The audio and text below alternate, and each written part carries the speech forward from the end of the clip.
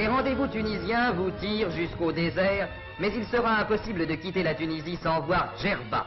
On ne s'embarque pas pour Djerba comme pour un long voyage, et cependant, au-delà de ces 5 kilomètres de mer que vous traverserez à bord d'une barcasse à voile carré, telle qu'on en a toujours connue sur ces eaux, vous trouverez l'île aux sables d'or de Flaubert, le pays des lotophages de l'Odyssée.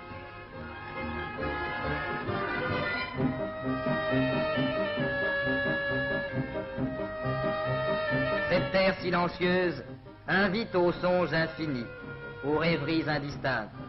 Pas de violence, seulement un paysage tranquille, semé irrégulièrement d'oliviers et de palmes.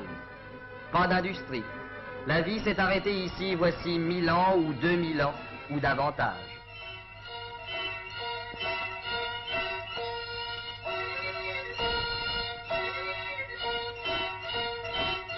Près du puits, le potier, comme tous ses pairs depuis des siècles, fabrique ses poteries d'argile blanche, et l'on imagine que peut-être les compagnons d'Ulysse trouvèrent dans un décor semblable la même industrie, le même geste, la même gargoulette.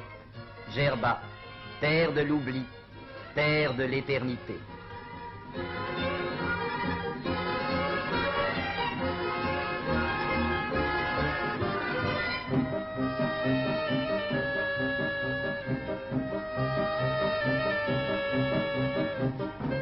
Voici Umtsuk, capitale paisible d'une terre propice à la douceur de vivre.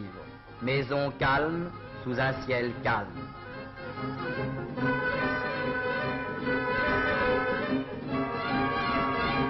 Au terme du voyage, faut-il quitter Djerba et Auvray?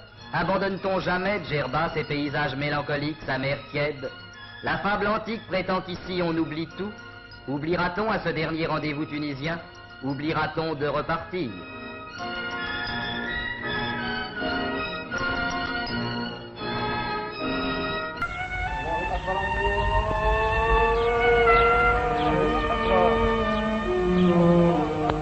Voici donc Djerba, cette île que l'histoire et la légende se disputent. Un univers à part dans une Méditerranée agitée, un coin de paradis dans un sud tunisien désertique. Djerba, l'île des lotophages. Souvenez-vous, Homère y faisait débarquer son Ulysse il y a de cela plus de 3000 ans. L'île, dit-on, produisait alors le lotos, ce délicieux fruit qui suscitait l'oubli. Les compagnons du navigateur en apprécièrent tellement les vertus qu'ils faillirent oublier leur patrie. Mais cette belle légende, tout comme celle des pommes d'or du jardin des Hespérides, ne représentait probablement pour Homère qu'une allégorie poétique, un symbole de la douceur de vivre sur ces rivages polynésiens, une évocation imagée de l'unique île hospitalière dans le périple d'Ulysse.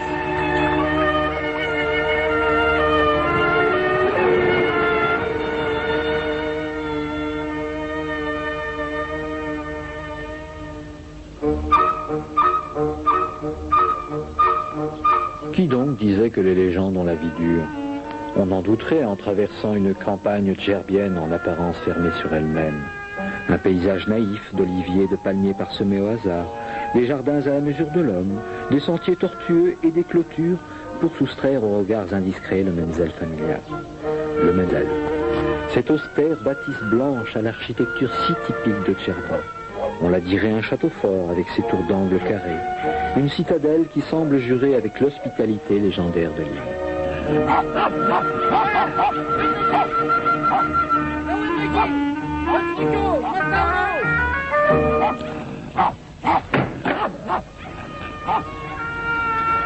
Eh oui, essayez donc d'entrer dans un Menzel.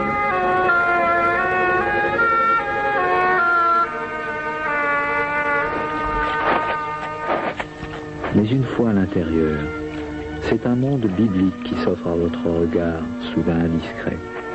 Les visages creusés par le temps, des gestes immuables, des instruments anachroniques, des ombres éthérées dans une cour millénaire. Une vie sereine qu'on a peine à imaginer dans un XXe siècle trop bruyant.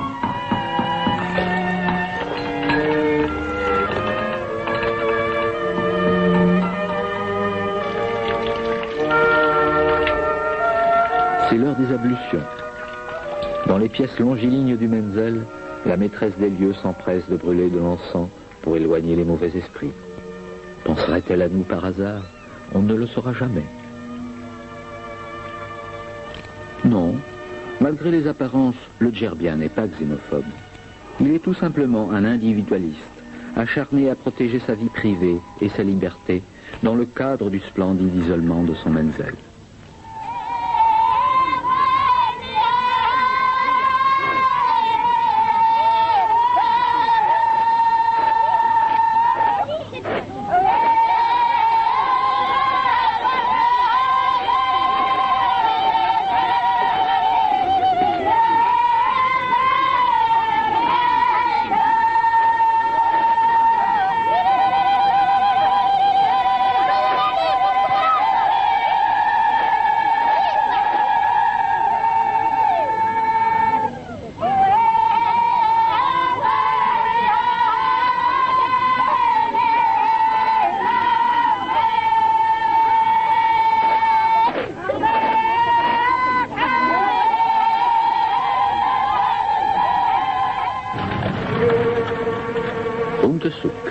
La capitale. 2 fois par semaine, les jours du marché, la ville prend des allures de fête.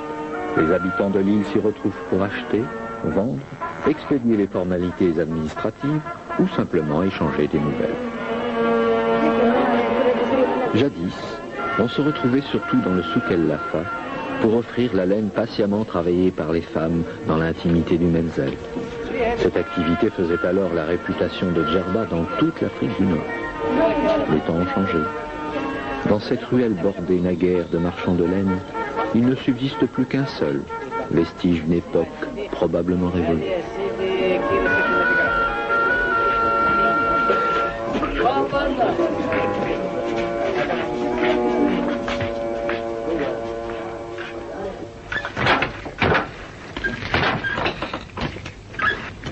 Et pourtant, les vieux tisserands de Melita ou de Sédoukesh, dans la pénombre de leurs ateliers à l'architecture si originale, malgré une concurrence industrielle sans merci, continuent de tisser le temps, comme il y a des millénaires.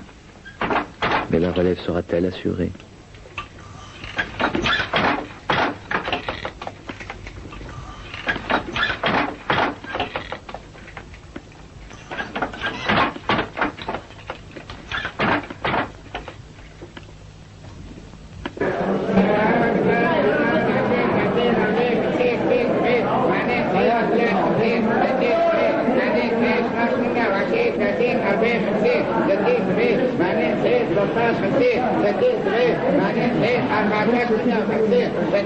Le djerbien est aussi et surtout un homme de la mer, un pêcheur qui fait encore appel aux bonnes vieilles techniques d'autrefois, comme celle des pêcheries fixes. Il lui suffit de quelques branches de palmier habilement disposées en mer et d'une nasse vers laquelle le flux de la marée fait converger le poisson.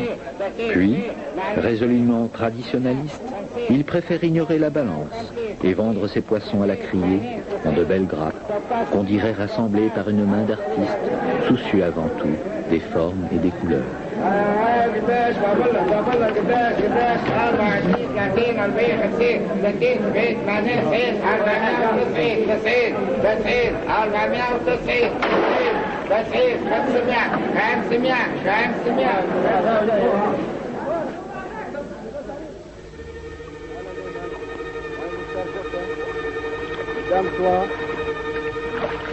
Mais quelques grappes de poissons ne suffisent pas aux besoins de la famille. Siamara, à l'instar de tant d'autres pêcheurs berbères d'Agim, passe des heures, rivés à son miroir, à la recherche d'une éponge devenue trop rare. Dérisoire Neptune au maigre butin, il semble aussi anachronique que ses harpons primitifs.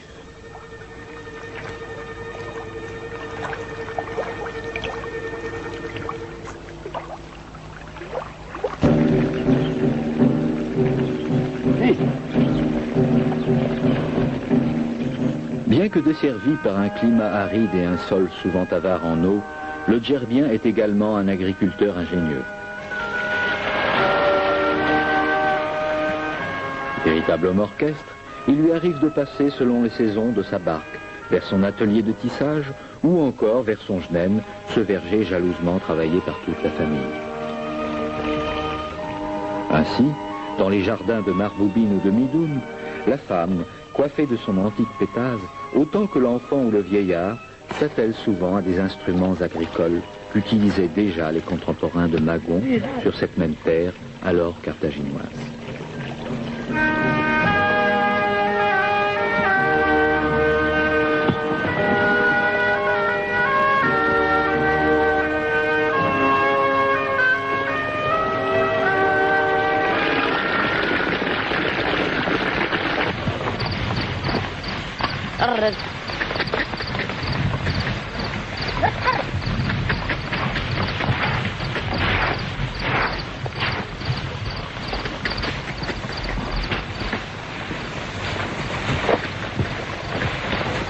Mais la récolte n'est plus à la mesure des besoins. Pas seulement à cause du manque d'eau ou de la pauvreté des terrains. Désormais, les bras aussi se font rares. Le Djerbien, cet insulaire jadis viscéralement attaché à son île, émigre vers des cieux plus cléments, avec la ferme intention de faire fortune dans le négoce pour lequel il est particulièrement doué, et l'espoir fugace de retourner un jour vers l'île pour mieux la maîtriser.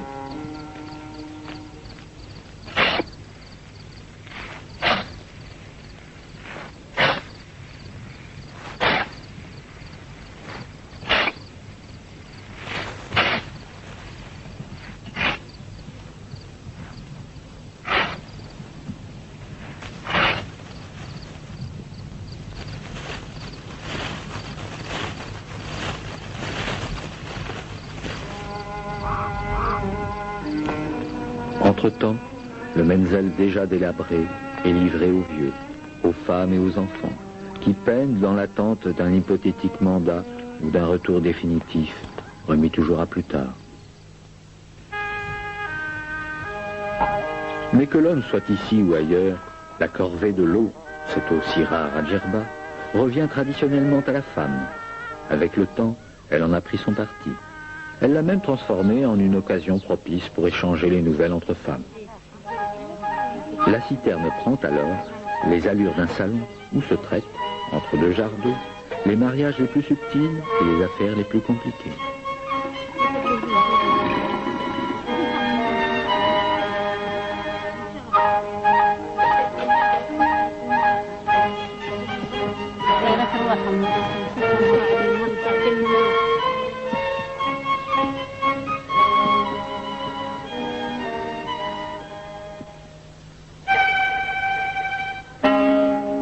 Guelala, un village sorti de la nuit des temps, une cité qui raconte l'argile et la poterie depuis des millénaires. J'ai cherché des potiers, j'ai trouvé des poètes. Nul autre métier ne fait mieux penser à Dieu qui forma l'homme du limon de la terre. Ainsi s'extasiait Georges Duhamel devant ces dieux de l'argile qui malaxent la vie du bout de leurs sensibles doigts d'artistes sous les voûtes sombres de leurs ateliers préhistoriques. Des gestes mesurés, un mystère qui continue infatigablement, passionnément, pour façonner les mêmes amphores qu'à l'époque égéenne. Hélas, les temps changent. Des centaines de potiers qui, au début du siècle, faisaient jaillir la vie à Guelala, il ne reste que quelques rares vieillards qui couvrent les ultimes soubresauts d'une des plus vieilles corporations artisanales du monde. Vaincus sans même avoir engagé de bataille avec un modernisme effréné, les dieux de l'argile se sont retirés de l'arène, ou bien se sont convertis en potiers pour touristes. Grandeur et décadence d'un métier divin. Car le tourisme, il fallait s'y attendre, ne pouvait éviter l'île des lotophages.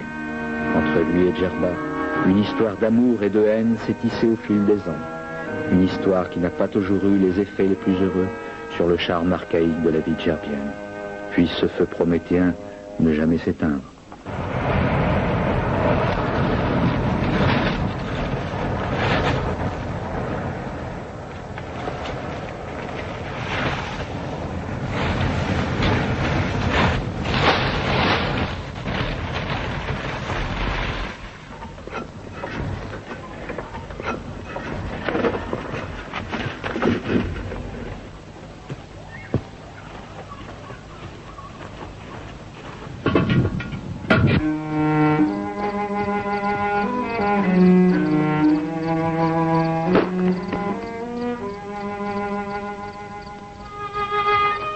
En attendant, ce dieu de l'argile durement renversé de son piédestal continue de plonger jusqu'à plus de 80 mètres dans les entrailles de la Terre pour en retirer l'argile de la vie.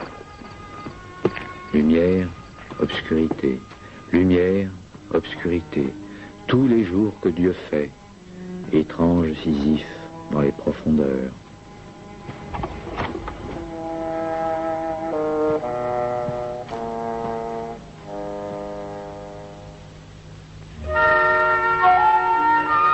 Mais qui est donc ce Djerbien que la mer semble avoir façonné à son image, impétueux et serein, mais jamais apprivoisé? Qui est ce Djerbien dont le formidable besoin d'indépendance lui a fait écrire de glorieuses pages dans l'histoire de l'île? Méninx, Tipasa, Aribus, Panzita, des sites qui racontent la grandeur de Djerba depuis l'Antiquité. Elle fut un grand carrefour où venaient s'enrichir de leurs mutuelles différences les courants économiques de l'Afrique et de la Méditerranée. La mer, toujours la mer, a ramené maintes civilisations, carthaginoises, romaines, byzantines, espagnoles, siciliennes, turques et même une coalition de princes chrétiens appuyés par le pape. Les hommes s'appelaient Roger de Sicile, Jacques d'Aragon ou Pierre de Navarre. En face d'eux, des Djerbiens austères et des pirates entrés dans la légende, Barberousse, Dragut ou Sinan Reyes. Mais aujourd'hui, que reste-t-il de cette longue épopée qui dressa le petit peuple djerbien, souvent victorieusement, contre les plus grands maîtres de la Méditerranée? Bien peu de choses. Seul le vent, dans le grand fort espagnol à Umtesuk, semble encore évoquer au gré des rafales les échos de sanglantes batailles et de sièges inexorables. Le Djerbien s'est depuis assagi. Même la fameuse tour des crânes, élevée par Dragut en 1560, a disparu. Il n'en reste que ce pudique monument, souvenir d'un temps déjà lointain. Allahu Akbar. Allahu Akbar. Allahu Akbar. Ashhadu an la ilaha illallah. C'est finalement la religion de Mohammed qui s'est imposée à Djerba. C'est l'islam qui a donné à l'île sa physionomie définitive et son architecture originale.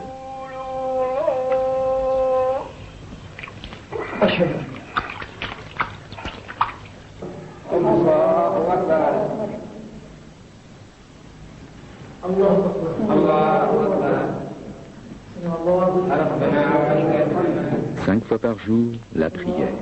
5 fois par jour, la rencontre d'Allah et de soi dans l'intimité de la mosquée. Le Djerbien a toujours été un fervent religieux et un homme de grande piété. C'est ce qui a d'ailleurs animé en lui cet esprit de résistance si caractéristique.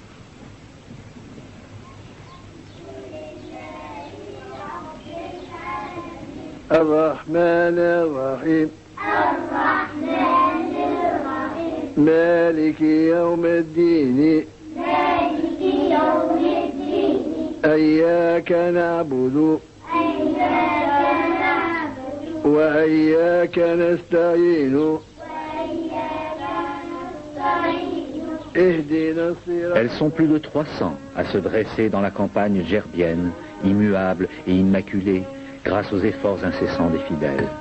Elles ont la candeur et le charme d'un château de sable sorti d'un rêve d'enfant. Qu'elles traduisent dans leur architecture sobre le dépouillement et le puritanisme ibadite, ou dans leur majesté l'apparat et la magnificence de l'orthodoxie malékite, les mosquées djerbiennes constituent non seulement des lieux de culte et de ferveur religieuse, mais aussi des refuges dans les périodes d'insécurité et des centres d'enseignement coranique toujours appréciés.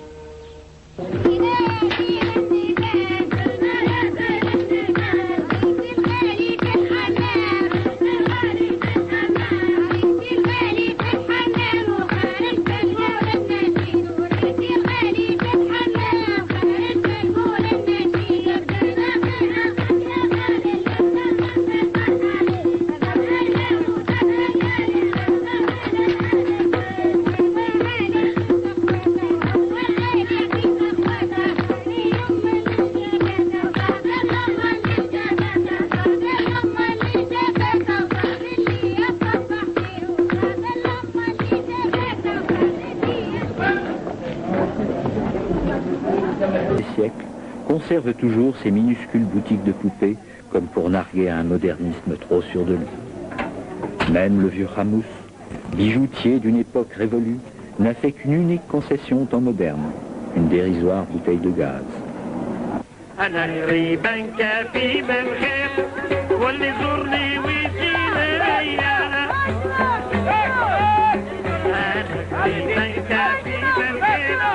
L'Agriba.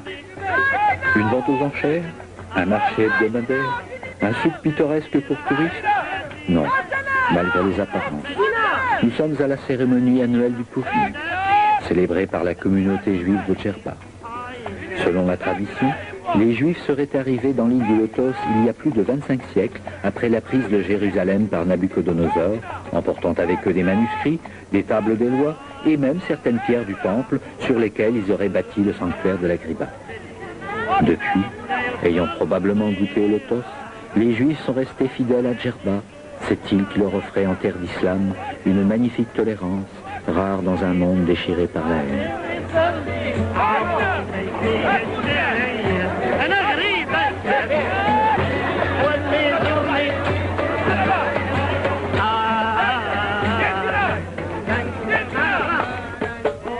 Une fois par an, on vient de tous les coins du monde en pèlerinage à l'Agriba, devenue sainte entre les saints. On fait alors sortir à travers l'île les tables des lois, sous un baldaquin multicolore, alourdi par les offrandes des fidèles, au milieu d'une grande affluence de fêtes foraines.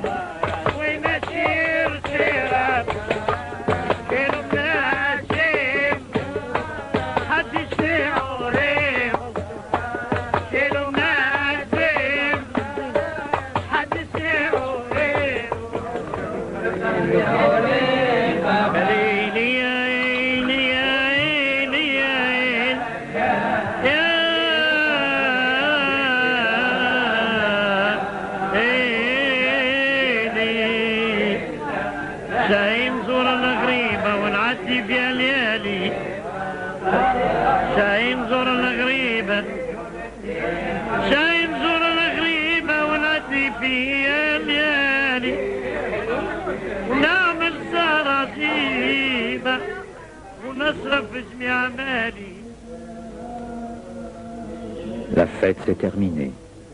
Dans la vieille synagogue, des hommes au visage biblique, des prophètes obscurs, continuent de prier, comme si le temps avait suspendu son vol depuis des millénaires.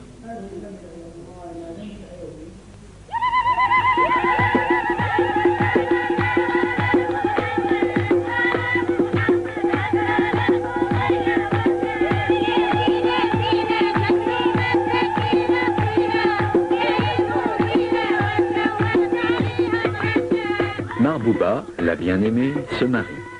Quelque part entre Cédriane et Elmey, les Menzel sont en fête. On attend encore le prince charmant, qui revient de loin, après avoir bravé le désespoir de l'immigration des années durant. Mais la fête sera réservée et modeste. Le mariage, resté lui aussi dans la tradition, est une affaire strictement intime où l'étranger est rarement toléré. Marbouba, la bien-aimée, se marie. La tradition est sauve et la vie continue. Peut-être. Mais le temps, après avoir suspendu son vol sur Djerba pendant des millénaires, semble vouloir se rattraper à toute allure, et la légende s'effrite inexorablement à l'image de cette disparition progressive des dieux de l'argile. Se pourrait-il que ce qui avait fait le charme de l'île des Lotophages 30 siècles durant disparaissent devant une civilisation envahissante?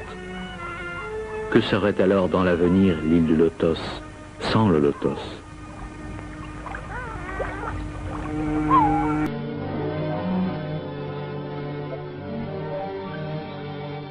Cette côte basse de Djerba, c'est sans doute ainsi qu'ils la découvrirent, les compagnons d'Ulysse, quand ils erraient sur des barques pareilles à celle-ci. Aujourd'hui, ces barques ne vont pas si loin. Elles se contentent d'une odyssée à moindre prix, venant de Sphax ou de Gabès, croisant sur ces hauts fonds peuplés de pauvres équipages de pêcheurs d'éponges, identiques à ceux des mers océaniennes.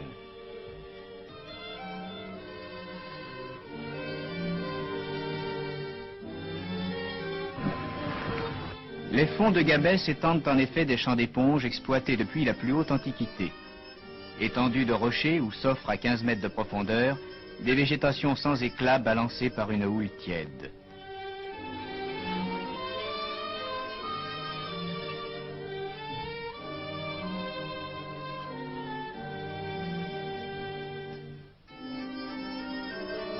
Un port sans importance à Djim donne accès à Djerba. Pas de bruit, pas de mouvement. À peine si l'arrivée d'une barque à la cargaison bigarrée y jette une animation vite éteinte. L'accueil de Djerba, c'est le silence.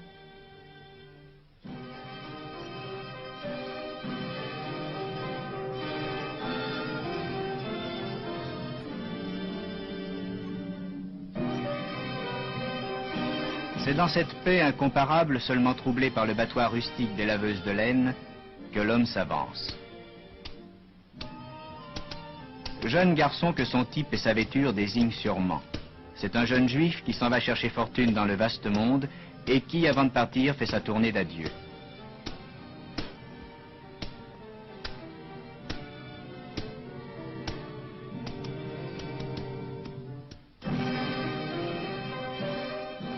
Des maisons de tisserands à l'architecture si particulière qu'on les reconnaît à leur forme, monte un bruit de bois heurté et une chanson de métier.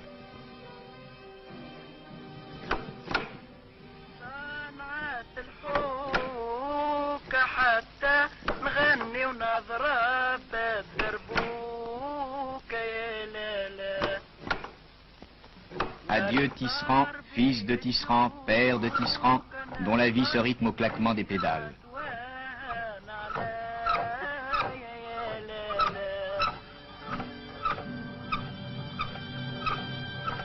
Le bruit du dévidoir se perd dans les pas de personnages poussiéreux, cavaliers de petits ânes poussiéreux, unique animation de ces routes sans voiture.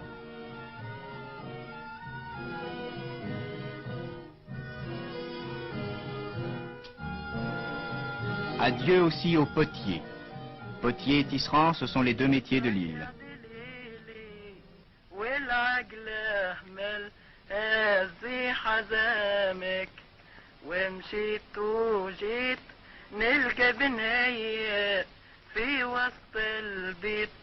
Il reste toujours un écho dans ces ateliers frais aux voûtes romaines où ressurgit soudain des jarres gigantesques le souvenir d'Ali Baba.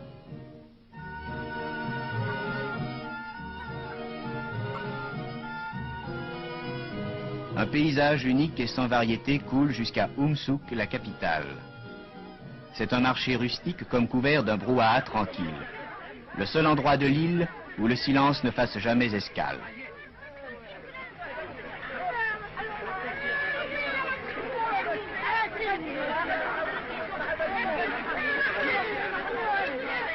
On peut saluer ici tous les villages de l'île, car de ces immenses chapeaux tressés de feuilles de palmier, chaque modèle désigne un bourg ou un hameau.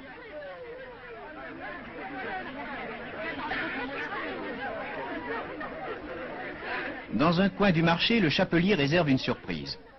3000 ans après l'Odyssée, il tresse encore cette coiffure étonnante, venue tout droit de la Grèce antique, le chapeau d'Hermès, le pétase, et qui porte ici toujours ce même nom.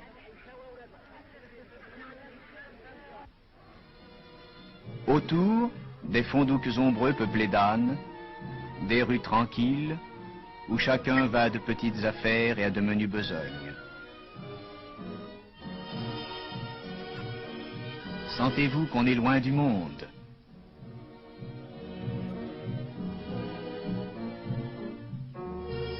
Loin du monde, plus loin encore.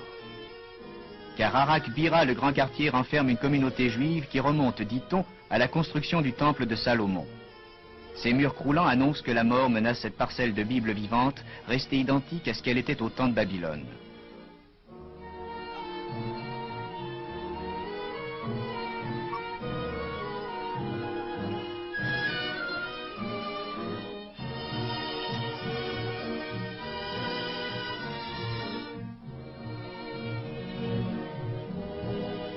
Monde étrange dont les chances de durée se réduisent jour à jour.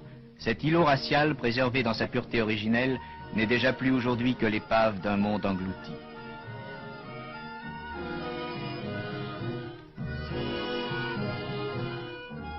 Cependant, sans souci du temps qui passe, dans les 30 synagogues, l'étude du Talmud se continue comme voici 3000 ans.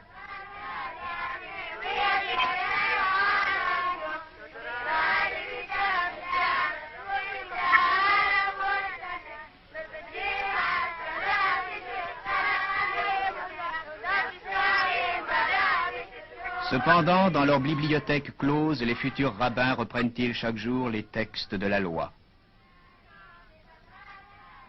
Cependant, dans chaque sanctuaire, les écoliers avec une extraordinaire familiarité continuent-ils d'ouvrir pour le passant les rouleaux de la Torah?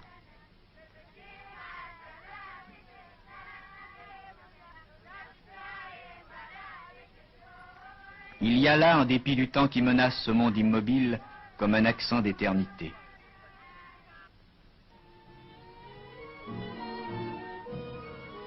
Derrière une porte amie, des bruits de fête.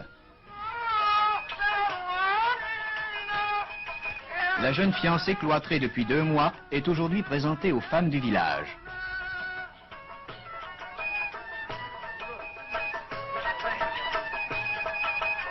Parée d'or comme une idole, elle subit, comme le veut la tradition, l'hommage d'admiration.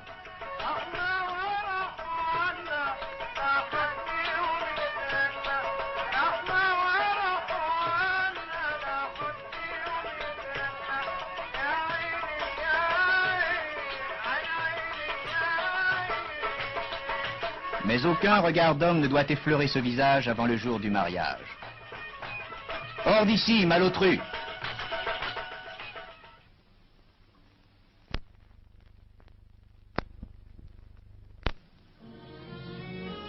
Mais on ne quitte pas Djerba sans un salut à la Griba, le sanctuaire vénéré dont le caravansérail abrite 3 jours chaque année des milliers de pèlerins réunis autour de la légende d'une étrangère énigmatique et miraculeuse, la Griba, la solitaire.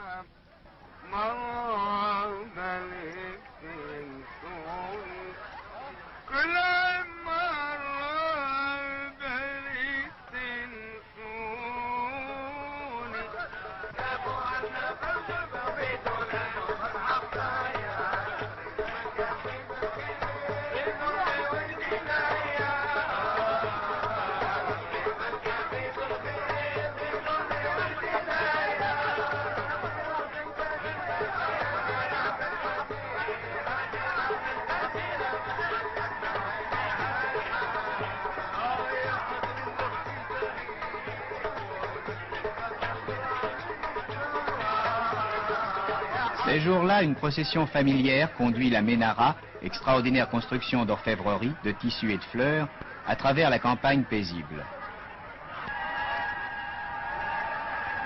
Une foule où tous les mondes se coudoient l'accompagne dans le bruit des prières et le chant des psaumes.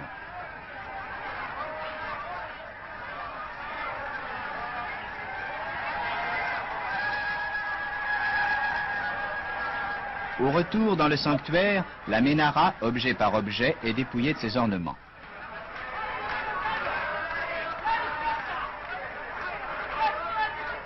La foule se dispute ses pieuses reliques aux plus offrants.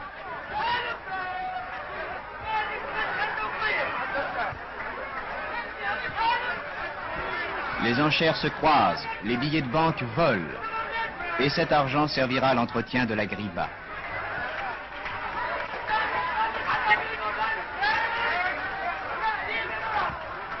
Le long des murs, les cierges s'allument. Une piété puissante s'exprime avec de petites flammes. Et dans un coin retiré, les chapelains du sanctuaire continuent de psalmodier les Écritures. Étonnante réunion où l'on retrouve, sorties vivantes du livre saint, les figures mêmes des prophètes.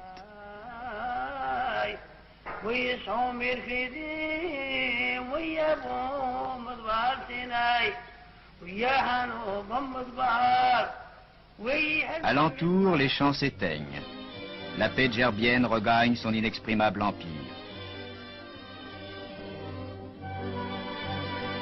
Et devant telle scène aperçue, peut-on demander si nous ne sommes pas revenus 30 siècles en arrière?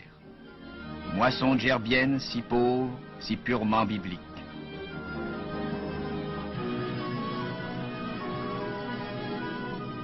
Tout au plus le battage met-il une note joyeuse dans cette insistante mélancolie. Adieu aux moissonneuses si pareilles à celles du livre de Bose. Adieu à ce qui fut Djerba la biblique. Tout autour, plus pressante, cette idée de muette éternité si singulière que les anciens ont parlé de Djerba comme du pays de l'oubli.